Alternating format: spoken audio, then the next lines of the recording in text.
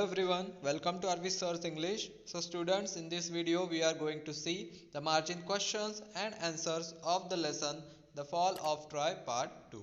So students, या व्हिडिओमध्ये आपण 9th क्लास मधील lesson the fall of Troy part 2 यातील मार्जिन क्वेश्चन्स आणि आन्सर्स बघणार आहोत. So let's get started. First question is how did Odysseus plan to defeat the Trojans. तर ओडिसियसनी कशा प्रकारे ट्रोजन्सना ट्रॉयमधील लोकांना डिफीट म्हणजे हरवण्यासाठी प्लॅन बनवला होता.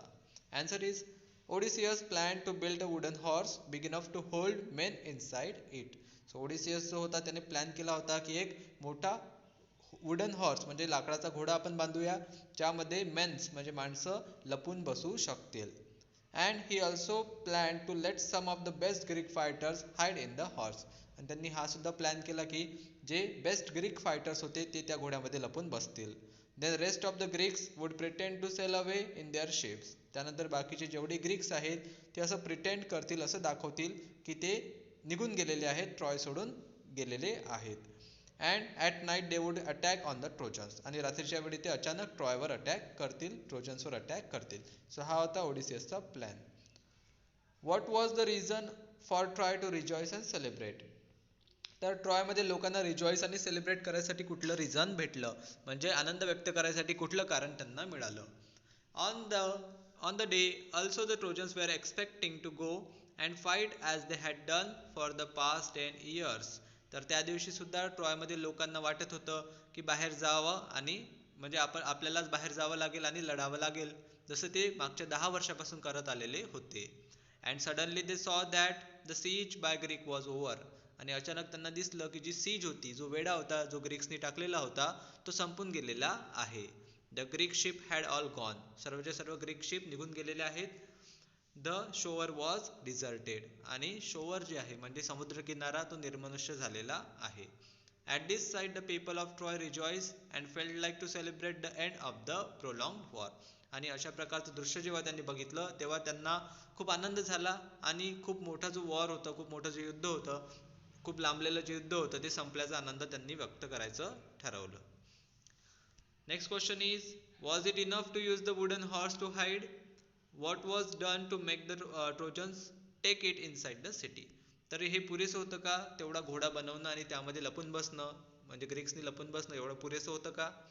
आणि तो घोडा त्यांनी ट्रोजन्सनी सिटीमध्ये नेला पाहिजे त्यासाठी ग्रीक्सनी कोणती युक्ती केली किंवा कशा प्रकारे त्यांना परस्यूट केलं. Answer is no it wasn't. नाही ते एवढं इनफ नव्हतं, तेवढा घोडा बनवणं फक्त इनफ नव्हतं. To make the Trojans take the horse inside the city the Greek appointed a soldier. ट्रोजन्सनी त्या घोड्याला आपल्या सिटीमध्ये नेलं पाहिजे त्यासाठी ग्रीक्सनी एक सोल्जर अपॉइंट केला होता. He told a false tale that the horse was made for a luck who ever have it. त्याने एक खोटी गोष्ट फॉल्स टेल ट्रोजन्सला सांगितली की ज्याच्याकडे हा घोडा असेल त्याच्यासोबत लक असेल म्हणजे नशीब त्याची साथ देईल. And he also light that the Greeks had sailed away फार फ्रॉम द ट्रॉय सिटी. आणि त्यांनी हे सुद्धा सांगितलं, हे सुद्धा तो खोटं बोलला की जे ग्रीक्स आहेत ते ट्रॉय सोडून निघून गेलेले आहेत. तर अशा प्रकारे त्यांनी त्या लोकांना परस्यूट करायचा प्रयत्न म्हणजे समजवण्याचा, कन्व्हिन्स करायचा प्रयत्न केला. Next question is was the big wooden horse really an offering to the god of the sea. जो मोठा घोडा त्यांनी बांधला होता ग्रीक्सनी तो खरंच सी गॉड म्हणजे समुद्र देवतेला ऑफरिंग म्हणजे भेट होता का. Answer is no. The big wooden horse was not an offering to the god of the sea. तर तो मोठा घोडा जो होता तो समुद्र देवतेसाठी भेट नव्हता. But it was the plan of the cunning Odysseus. पण तो एका त्या धूर्त ओडिसियसचा एक प्लॅन होता. To hide inside the big wooden horse and somehow pursued the Trojan to take the wooden horse inside their city. So त्याचा जो प्लॅन होता की त्या घोड्यामध्ये आपण लपून बसूया आणि कशाही प्रकारे ट्रॉयमधील लोकांना त्या घोड्याला आपल्या सिटीमध्ये नेण्यासाठी भाग पाडूया. So that the Greeks would attack the Trojans in night. सो त्यांना रात्रीच्या वेळी ट्रॉयच्या लोकांवर जेव्हा ते झोपलेले असतील तेव्हा त्यांच्यावर अटॅक करता आला असता. सो अशा प्रकारचा त्याचा तो प्लॅन होता. Next question is how did the cunning Greek explain the presence of such a large wooden horse. तेवढ्या मोठ्या घोड्याचा जो प्रेझेन्स होता त्या शोअरवर तो त्या कनिंग ग्रीकनी ज्या सोल्जरला मागे ठेवलं होतं ग्रीक्सनी ती फॉल्स टेल सांगायसाठी त्यांनी कशा प्रकारे त्या लोकांना त्या घोड्याबद्दलची फॉल्स टेल सांगितली. Answer is the cunning Greek explained that if they had made a smaller offering, they, that means Trojan, might have taken the horse into their city. So त्या कनिंग ग्रीकनी त्यांना सांगितलं, ट्रॉयमधील लोकांना सांगितलं की जर ग्रीक्सनी छोटा घोडा बनवला असता ऑफरिंग म्हणून, तर तुम्ही लोक म्हणजे ट्रोजन्स ते तो घोडा आपल्या सिटीमध्ये घेऊन गेले असते. then the luck would have gone to the Trojans and not to the Greeks. त्यामुळे सर्व लक हे ट्रोजन्सकडे गेलं असतं आणि ग्रीक्स लोकांना कोणतंही नशीब मिळालं नसतं, सुदैव मिळालं नसतं. That is why he said they made it too big to go inside their city gates. त्यामुळेच तो त्या ट्रोजन्सला म्हणाला की हा घोडा आम्ही त्यासाठीच मुद्दाम एवढा मोठा बनवलेला आहे की तो तुमच्या सिटी गेटमधून आत गेला नाही पाहिजे. Okay, now next question is what reckless thoughtless step did the Trojans take. तर ट्रॉयमधील लोकांनी कुठली रेकलेस किंवा थॉटलेस म्हणजे अविचारी अशी स्टेप, अविचारी असं काम केलं, अविचारी असं पाऊल टाकलं. The Trojans broke down part of the strong surrounding wall of their city and they dragged in the wooden horse. तर ट्रोजन्स जे होते त्यांनी आपल्या सिटी भोवती जी स्ट्रॉंग वॉल होती ती पाडली, तिचा एक हिस्सा पाडला आणि तो घोडा जो होता तो घोडा ते आपल्या सिटीमध्ये घेऊन गेले.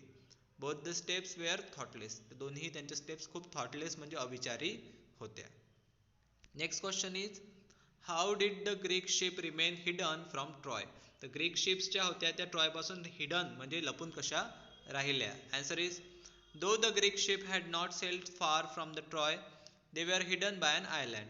तर जे ग्रीक्सच्या शिप्स होत्या म्हणजे त्यांचे जे जहाज होते ते फार लांब गेलेले नव्हते, ते एका आयलँडवर लपून बसलेले होते. There they lowered their sails and drop the अँकर. तिथंच त्यांनी अँकर टाकला होता आणि तिथंच त्यांनी आपल्या शिप थांबवलेल्या होत्या. दस दे रिमेन्ड हिडन फ्रॉम ट्रॉय. अशा प्रकारे ते ट्रॉय पासून हिडन म्हणजे लपून राहिलेले होते. Next question is what did the Greek soldier hidden in the wooden horse do after nightfall. जे ग्रीक सोल्जर्स त्या घोड्यामध्ये लपून बसले होते त्यांनी रात्र झाल्याबरोबर काय केलं. The hidden Greek soldiers climbed out of the horse and open the gates of the Troy city wall. तर ते जे लपलेले ग्रीक सोल्जर्स होते ते रात्रीच्या वेळी अचानक त्या घोड्यामधून बाहेर आले आणि त्यांनी सर्वचे सर्व सिटीमधील दरवाजे होते ते आतून ओपन केले. Then the whole Greek army entered the sleeping city. आणि त्यानंतर सर्वचे सर्व ग्रीक आर्मी जी होती त्या गेट्समधून त्या झोपलेल्या शहरामध्ये त्यांनी प्रवेश केला. They set fire to the houses and towers and palaces. त्यांनी सर्व घरांना, टॉवर्सला आणि पॅलेसेस म्हणजे महालांना आग लावली. And began to burn and kill the Trojans. आणि त्यांनी जाळपोळ आणि सर्व ट्रोजन्सची हत्या करणं सुरू केलं. Next question is what distressing sound and site could be witnessed at Troy the fateful night. त्या दुर्दैवी रात्री कशा प्रकारचे डिस्ट्रेसिंग साऊंड म्हणजे अत्यंत मन विचलित करणारे असे आवाज आणि साईट म्हणजे दृश्य पाहायला मिळाले, ट्रॉयमध्ये बघायला मिळाले. Answer is that fateful night Troy was filled with the sight of leaping flames and the sound of shouting and the noise of weeping and noise of weapons and cries of weeping women could be witnessed. तर त्या रात्री, त्या दुर्दैवी रात्री Troy was filled with the sight of leaping flames. ट्रॉयमधली जी sight होती पूर्ण लिपिंग फ्लेम्स म्हणजे सगळीकडे जे शहर होतं ते आगीच्या भक्षस्थानी पडलं होतं, सगळीकडे आग लागलेली पेटलेली दिसू लागली होती. द साऊंड ऑफ शाउटिंग ओरडण्याचे आवाज, नॉईज ऑफ वेपन्स तलवारींचे आवाज and cries of weeping women आणि रडणाऱ्या स्त्रियांचे आवाज संपूर्ण आसमंतात ऐकू येत होते. Next question is what was the destiny of the royal family of Troy and that of Helen. So Helen आणि बाकी रॉयल फॅमिली सोबत नंतर काय झालं. From the royal family of Troy old king Priam was killed with all his brave sons. तर royal फॅमिलीमधील जो old king होता प्राईम तो आपल्या सर्व मुलांसहित मारला गेला म्हणजे शहीद झाला वॉरमध्ये. हेक्टर's wife, his old mother and sister were carried off as slaves by the conquerors. त्यानंतर हेक्टरची वाईफ, त्याची ओल्ड मदर आणि त्याचे सिस्टर्स सर्वांना स्लेव्स म्हणून, गुलाम म्हणून नेण्यात आलं. तशा प्रकारे त्यांच्यासोबत वागणूक झाली.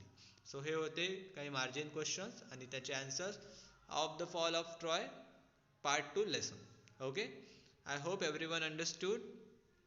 जर समजला असेल तर आपल्या मित्रांसोबत शेअर करू शकता आणि व्हिडिओला लाईक, कमेंट आणि चॅनलला सबस्क्राईब सुद्धा करू शकता. I will see you in another video. Till then take care. Good bye.